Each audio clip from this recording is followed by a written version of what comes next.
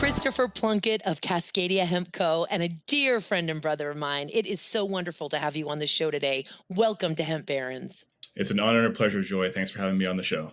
I think of how we first met, and it was at a hempcrete workshop that I was conducting, and it was a small, intimate one. In fact, one that I was conducting at my home. And you arrived with your dad, who is so wonderful. And this was some years ago now. I mean, it was either the end of 2016 or it may have been 2017. But boy, these years are flying by, brother. Tell me about it. Gosh. And you were on fire. You had been inspired by hemp and all that it can do, and sort of finding your way and making your way into the incredible opportunity and world of hemp. And I am so thrilled to see where you have landed. Tell us a little bit about your hemp journey from that day on to where we find ourselves today. Yeah, absolutely. Would love to. So yeah, I actually discovered hemp in January 2018. I was meeting some friends in downtown Seattle for some music and some drinks. My friend Izzy was there. He had just opened up a little coffee shop near Capitol Hill. And he was talking to me about how he was looking for hemp-based paper cups for his coffee business. And it struck me as odd, and I didn't really know you could make paper out of hemp at that time. And I was like, "Oh, that's weird. Is that really a thing?" And he's like, "Yeah, it's a thing, but I can't really find it anywhere." And it got me curious enough that sometime later I decided to Google hemp, and I'd never really done that before. I had a vague understanding that hemp was somehow related to cannabis, how it had something to do with the the fiber and the rope and the t-shirts and stuff like that, but that was pretty much the extent of my knowledge until I Googled, and wow, the whole hemp world kind of opened up to me. And I had never felt such excitement over something like that before. And it just immediately filled me with purpose. I wanted to learn everything there was to know about hemp and the history and where we are today. I was learning about the 2014 Farm Bill and, CBD, of course, coming from hemp. Meeting you and learning about you being in Seattle, Joy, taking the hempcrete workshop that spring, which incidentally, that hempcrete block I bring with me to the markets today and educate people on hempcrete. Oh. Yeah. So I took the industrial hemp class at OSU, the online class with Andrea Herman, learned just a ton about hemp and just became even more excited. And the thing about it is that I had never really wanted to start my own business or, I kind of was not a big fan of marketing, hated being marketed to. But here I was so fascinated by this plant and the products. And I was like, I want to start a business. I want to sell these products. And I'm like, oh, wow, now how things have changed. And so I started researching, different ways that I could get into business.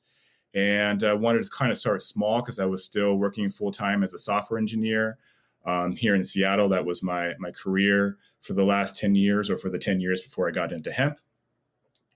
And I decided that I wanted to do some retailing and just get some experience, with the products and with business and with marketing and finding customers and keeping them happy. So I built Cascadia Hemp Co. and made a little website all on my own on WordPress, and brought on a couple brands, couple local brands, including Cannabis Basics. You of course know Av Varner, and Lazarus Naturals, and Steep Fuse, some CBD coffee from California or from Colorado, and just built a little e-commerce site. Launched it pretty much end of 2018. And then, I kind of went from there.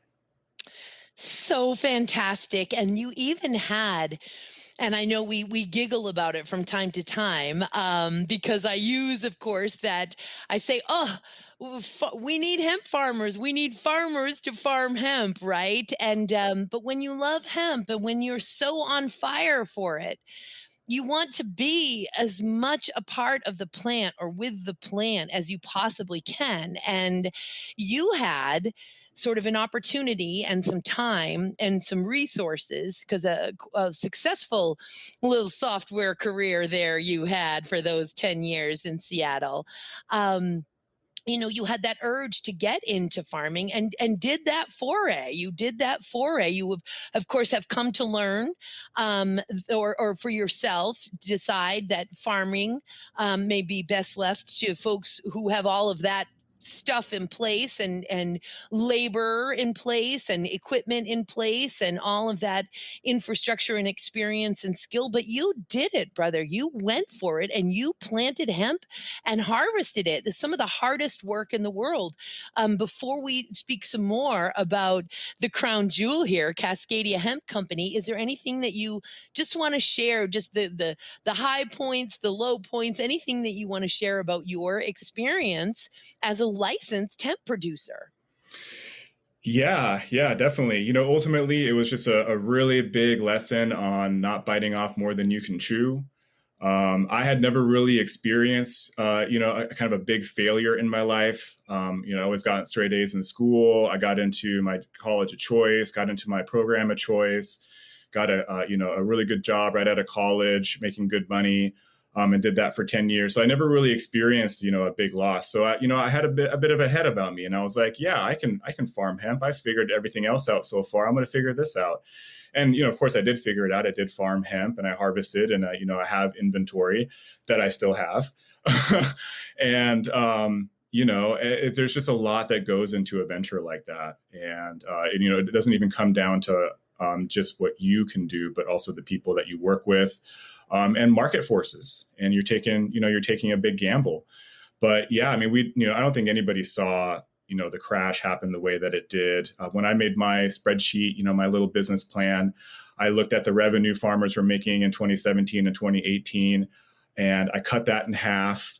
And then I cut that in half again. And I'm like, look, we're still making some money here. And then let's just go for it. And we were also working with some people that had farmed a couple acres successfully near Portland the year before.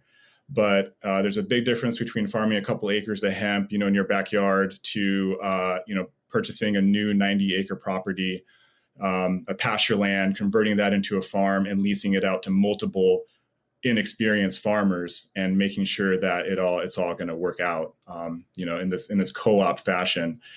And yeah, and then there's also weather, as well. There's just a lot of risk that goes into it, and it's much better to start small if you're going to do it. We were going to do 20 acres, and I thought that was kind of small, and we decided to do 10. I thought that was even smaller, but just do a couple acres. Don't bet everything on it. And I was fortunate. I did not invest more, than I could afford. There were definitely some folks out there that that lost everything. Went bankrupt, lost houses. It was a huge crash, and Lost their parents' retirement income, their aging parents' retirement income. Yeah, no, it's and brother too, to sit here and hear you planted, you harvested, you dried, you cured, you packaged, you have inventory. Of course, the underscore is, and I do still have that inventory, but that's not a failure. That is definitely not anywhere near a failure. But certainly, for I'm an overachiever as well, and we're quite hard on ourselves. And I guess you're putting it in the failure column. But brother, you planted, you harvested, you dried, you cured, you packaged it beautifully. What you grew and dried and cured is fantastic stuff. The market that crashed is Indeed, and of course our regulatory failures as well.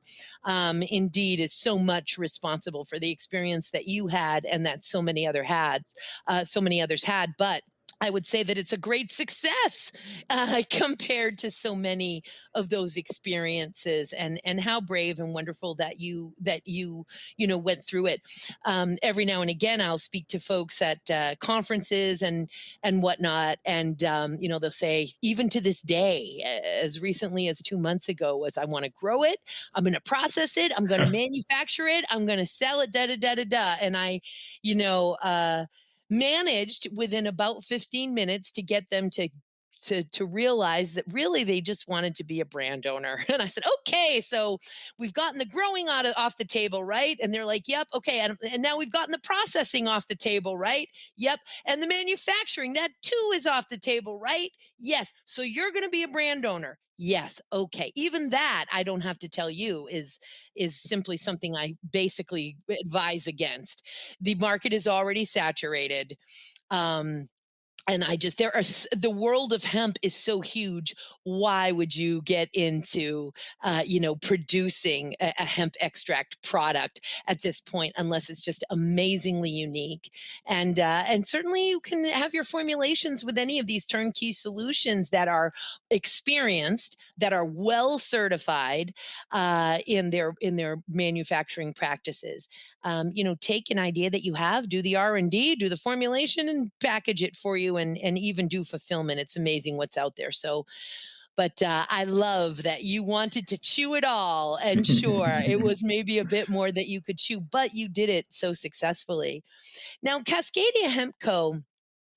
is not your basic hemp company website. I could interview any number of folks with retail hemp sites out there. It's, first of all, really difficult to get the attention of folks out there in e-commerce. You've got to be pretty sophisticated in those strategies and maneuvers. And also, you have to know what to sell. It's a big, big world out there. So Cascadia Hemp Company is filled with consciously curated hemp and cannabidiol or CBD products.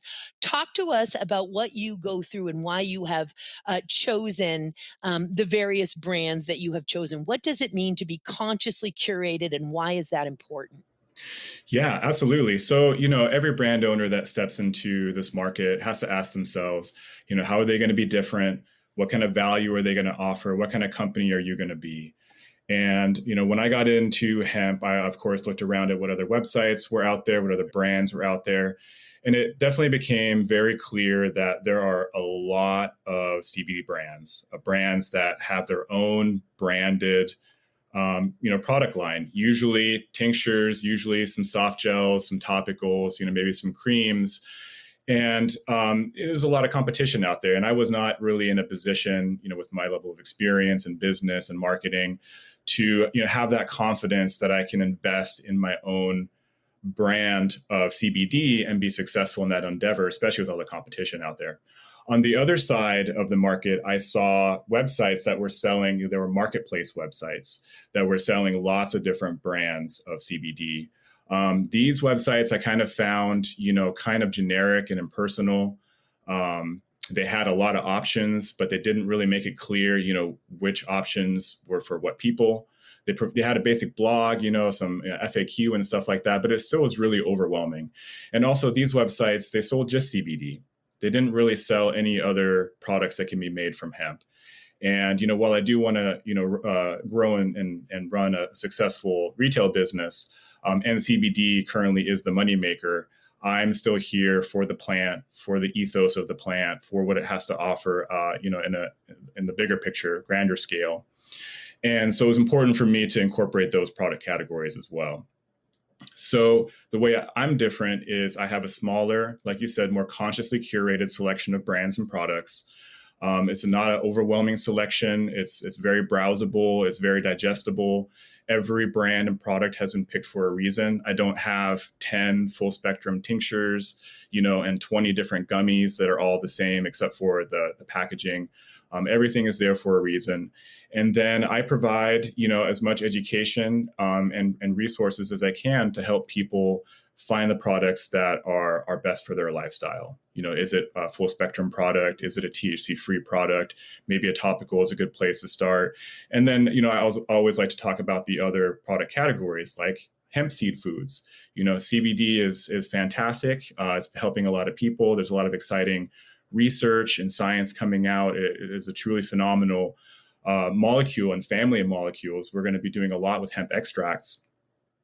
But then I say, well, a good diet is even more important, right? We all need to be eating healthy. And hemp seed foods, hemp seeds, as you're well aware, Joy, hemp seeds are a superfood packed with vitamins, packed with minerals, and good protein, plant-based, easily digestible protein, omega-3 fats, fiber, all these things that people need. Not everybody needs CBD, but everybody needs good food, and hemp seeds are a big part of that. So I always bring that into the conversation. And then I also have a little selection of, apparel and accessories made of hemp fiber, so I can talk about, that side of the plant as well and all the benefits. And so basically what I do is I try to find brands that are, a little smaller, a little more local, very committed to, creating good, safe, effective products with all the testing, brands that themselves contribute to the community and to, positive environmental practices. And then, like I said, otherwise it's function, right? I have, a full spectrum brand that's affordable. I have a USDA organic brand that's a little bit more expensive for those who want the organic, THC free with THC topicals. And and then I just provide that education. So I'm at the markets every weekend, selling, all my products and having one-on-one conversations with people. And then I'm also creating a slideshow presentation on CBD. It started off as a brain dump of everything that I knew about CBD, and it ended up being 80 slides. So now I have to I have to break that up. I'm going to make like a CBD basics presentation, and then have like a 2-part advanced presentation, and then get that on a calendar and start getting people to, to come and get educated on CBD and hemp as well. The history of hemp is why I always talk about that. It's, very important. So fantastic. And I think we had a conversation recently where you were like, yeah, I'm going to have to shave down some slides. Yeah. So thrilled that you are doing this. And man, I hope you will rope me in if there's anything that I can do to help you with that, brother. You are singing the song. And I think it's important to note that range in prices where you have from the affordable, as you say, to the more for folks who really want to make sure they've got something that's USDA organic. Although, as you and I both know, many of the processes and agricultural techniques of the products that you have carefully and consciously curated are already, of course, using those organic practices. And many times, those organic practices in agronomy are being used, and they're even more stringent than what's required for that USDA certification. But it is very important to some folks, and it's just, I think, very important to have that level of pricing available. All different people, all different budgets, and as it says right on your homepage, part of the mission, of course, is to make hemp accessible to all at Cascadia Hemp Company. And I love the fact, I think we both know that most of my holiday shopping this year uh, went through Cascadia Hemp Company, not only because do I basically refuse to buy, unless it's one of my sons and they're requesting something electronic, some fancy thing that they wouldn't otherwise afford being fresh out of their master's degrees. Otherwise, people are getting hemp from me. That's all you get from Joy for presents. Hemp. They're really cool presents, but they're made of hemp, or they're entirely comprised of hemp, or they're hemp based. And what I loved was being able to get onto your website, Cascadia Hemp Co.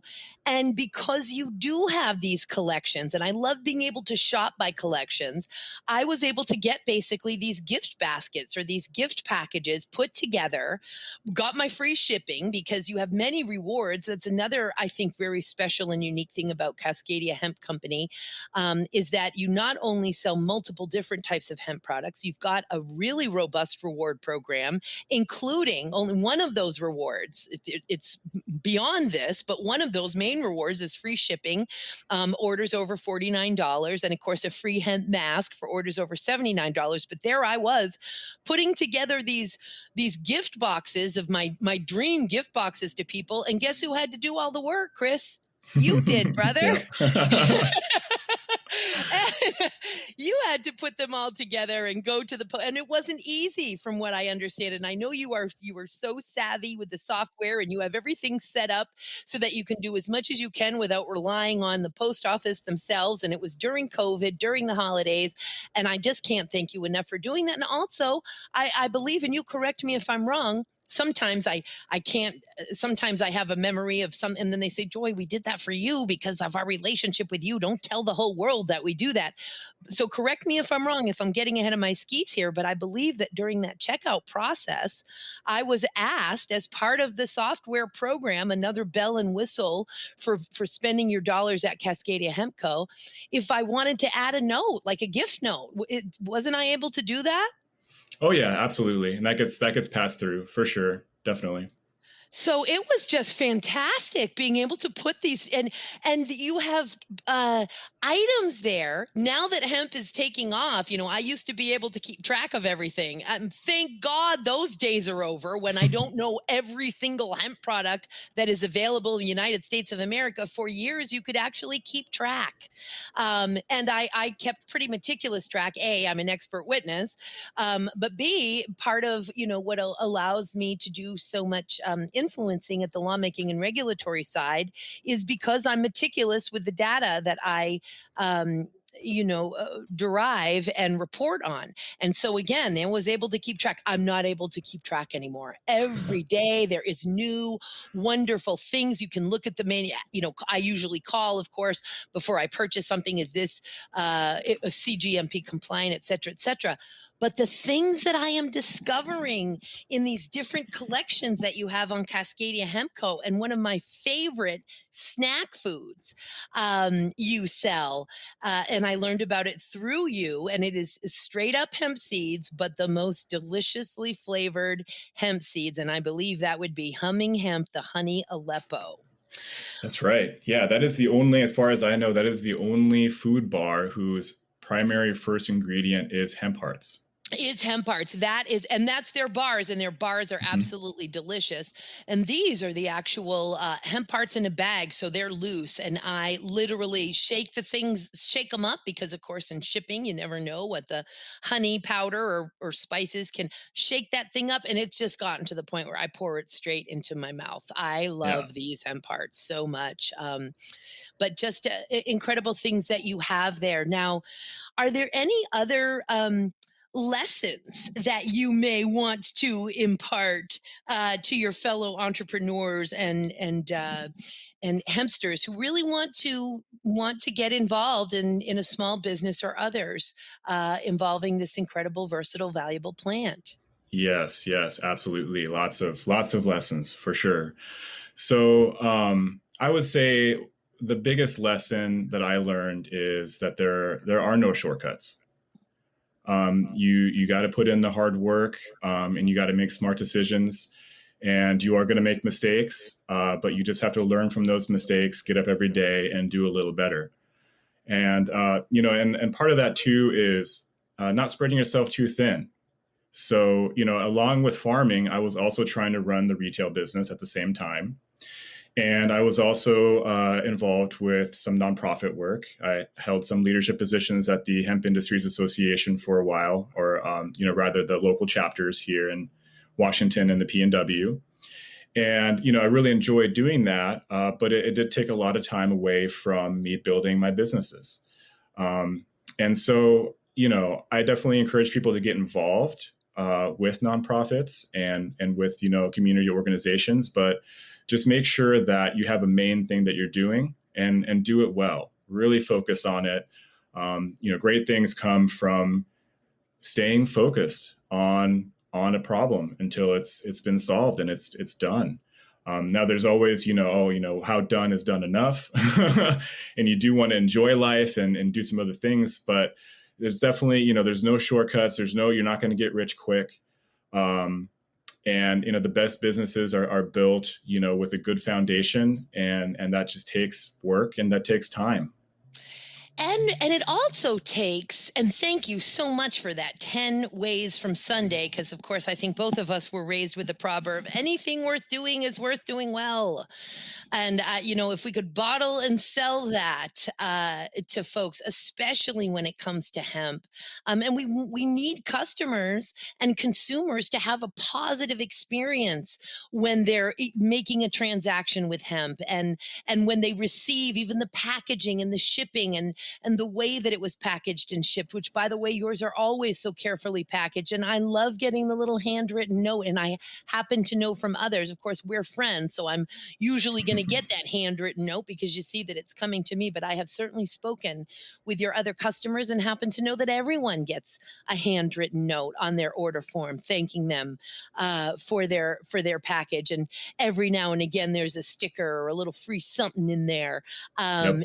as a promotion. And everybody loves to see that. But what I mean by having a positive customer experience, really, I mean, how did the website function? How many typos did I see? Was it a smooth process?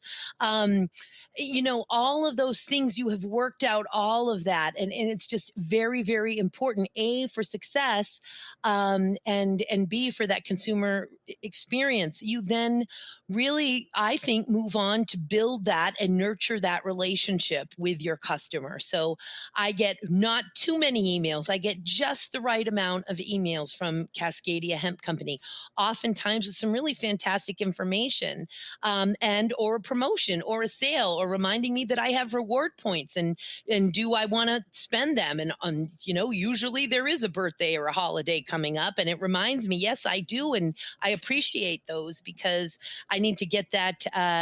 I need to get that present taken care of. As a matter of fact, we will be airing at a future date, but I am now reminded that I'm going to have to put it in order as soon as we get off this call, and beg you to somehow get it to Maine before Father's Day, and we'll see what we can do that. But you've also got a fantastic blog, right, and even a free ebook, and so it's nurturing those relationships. So not only is it that anything worth doing is doing well, that you're not doing the shortcuts, but you're understanding that a great product at a fair price with outstanding customer service is always going to be the formula for a successful business of any size. Nothing is going to change those three things: a good product at a fair price with outstanding customer service. It could be a widget being sold in the 1800s to everything that you're selling on your website today. And I'm pretty sure you agree with that little synopsis. Yeah, absolutely. Customer service is extremely important. Though that is the formula for the foundation of a successful business, definitely. Now, that isn't necessarily sufficient to make a successful business. You do need to stand out. You do need to provide a unique, good value. But every business needs to be able to offer those things. That is core. Absolutely. That is core. And thank you for this other piece here that I certainly wanted to mention to you. And I don't know if software development, you could have been, of course, in software for timekeeping, software for law firms, like I had to deal with most of my life, or maybe you were involved in search engine optimization. But I often attribute, and I want you to elaborate on what that sort of software experience was, the success that you're enjoying for Cascadia Hemp Co. Is it because of your experience and awareness with search engine optimization and understanding just how important leveraging e-commerce and marketing really is? Yeah, definitely. My software background definitely has helped. I think the most helpful part of it is just having a little bit more of an analytical mindset approaching problems. Being able to, take an engineering mindset, break down a problem into its pieces, and get those pieces on a to-do list and start knocking those things out. Doing research before you jump into anything. In terms of the actual tech experience, it did help me in setting up my website, and I do currently maintain the back end myself, all the technical sides of things of the website, and shipping. All the plugins and stuff like that. So definitely that has been helpful. I would say though that other than that, it's been a pretty novel ball game for me. Mostly on just the communication side and building these relationships. As a software developer, you have your job, you have your peers. You work with the same people every day. You don't really, you're not really forced to go out and meet new people every day. And I've always been a pretty sociable guy, but my work never really, offered me the opportunity to be very social. And it was actually one of the things that I really wanted to do, more of. I wanted to be more social. I wanted to connect with more people. It's something that I was missing in my career. And one of the reasons why I wanted to make a change and went to hemp. And so, having the opportunity to meet people, through my business at the market, educating on these topics, it's been really great. I've been really enjoying it. It's wonderful, and just you were made for hemp, and hemp was made for you, Kris. And I think about those times, and I think that's another really important lesson. And you mentioned it before, and now as well. But again, you're not enjoying, and believe me, probably enjoying success means I actually got to pay myself this week. I mean, hemp is getting there, but that isn't without putting in all the hard work. So when we talk about you going to the farmers markets and being at those farmers markets, I mean, you and I, we're the nerds who enjoy these things, right? But that's how you're building your brand in this greater metropolitan area of Seattle, is you are out there.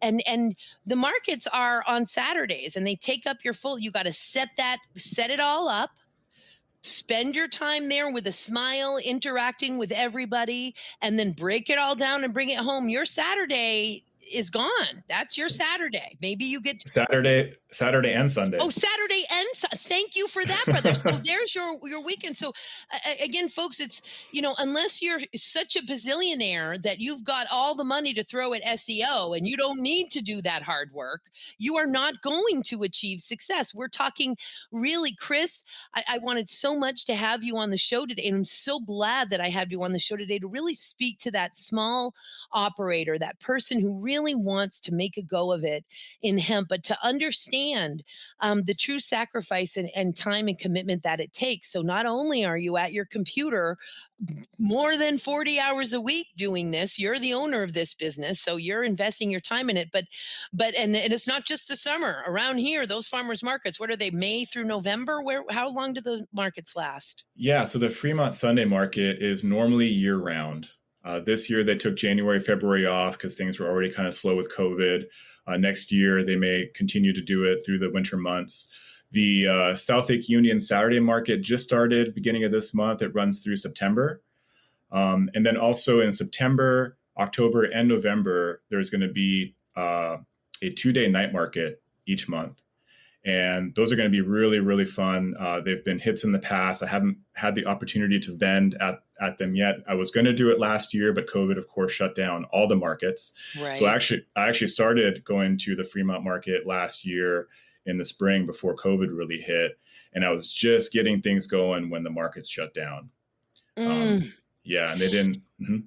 And isn't it the case that, and maybe different farmers markets are different, but my general understanding of farmers markets is once you commit to being there, you can't decide this week I'm not doing the farmers market, because is that the case, or do they allow you some wiggle room?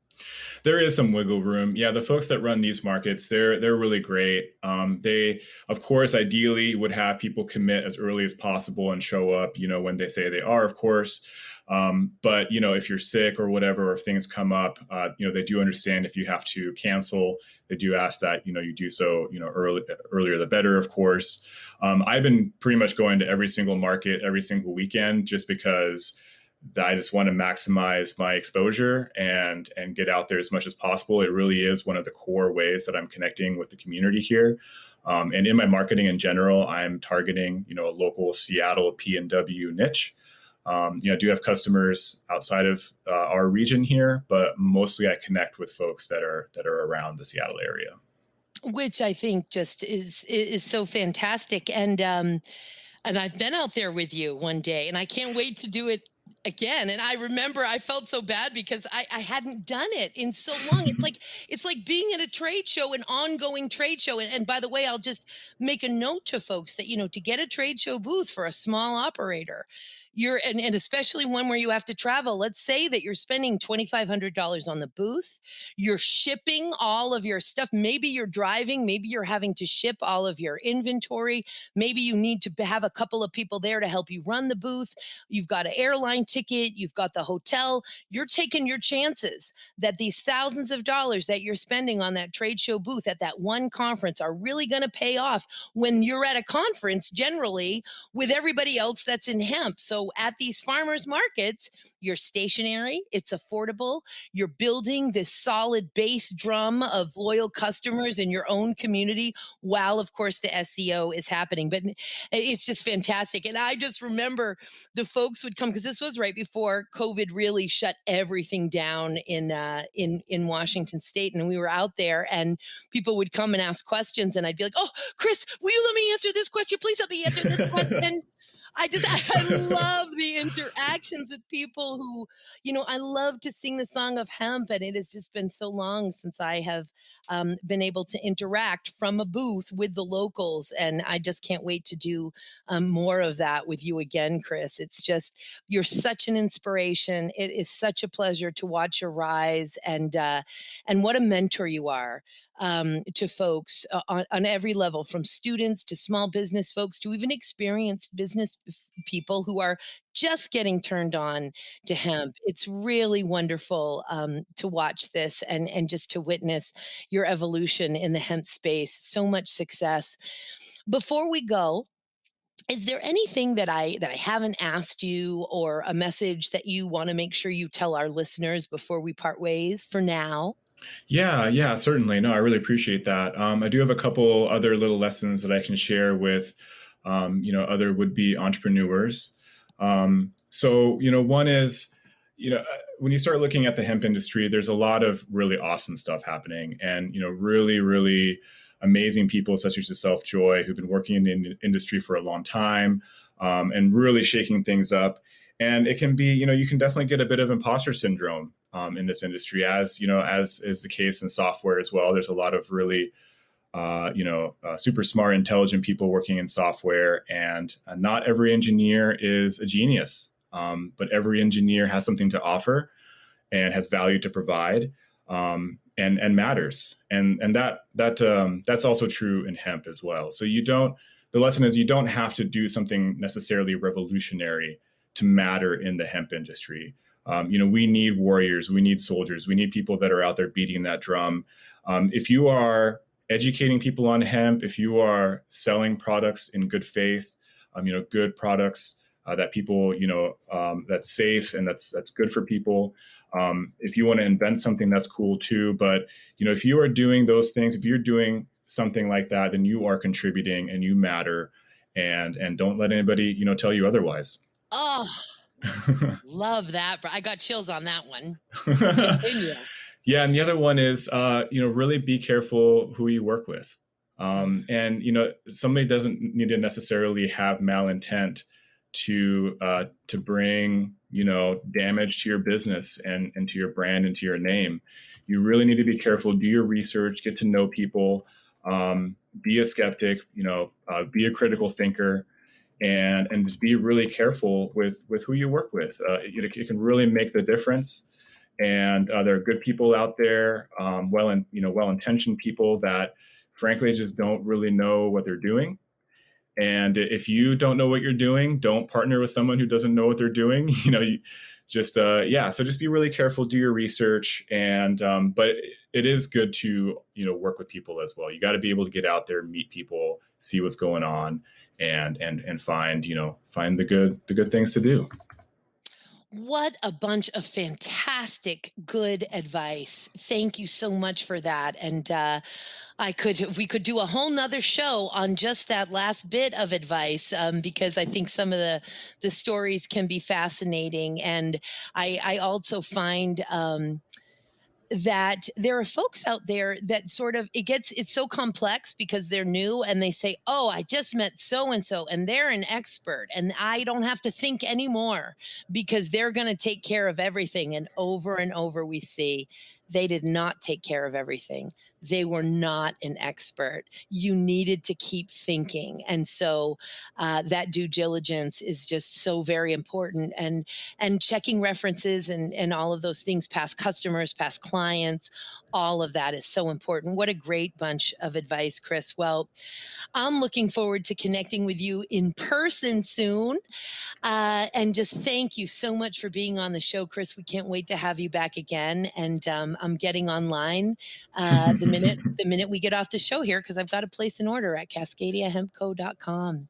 Well, if you have a question on the website and type it in the little box down there, it's going to be going straight to me. I love it. I love it. It goes straight to Kris. He's taking care of all of his customers right now. And boy, are you doing a fantastic job. Wishing you everything wonderful in the world, brother. And we'll have you back on again. Thank you for being on Hemp Parents today. Thank you so much, Joy. I really appreciate the time. Bye, Kris.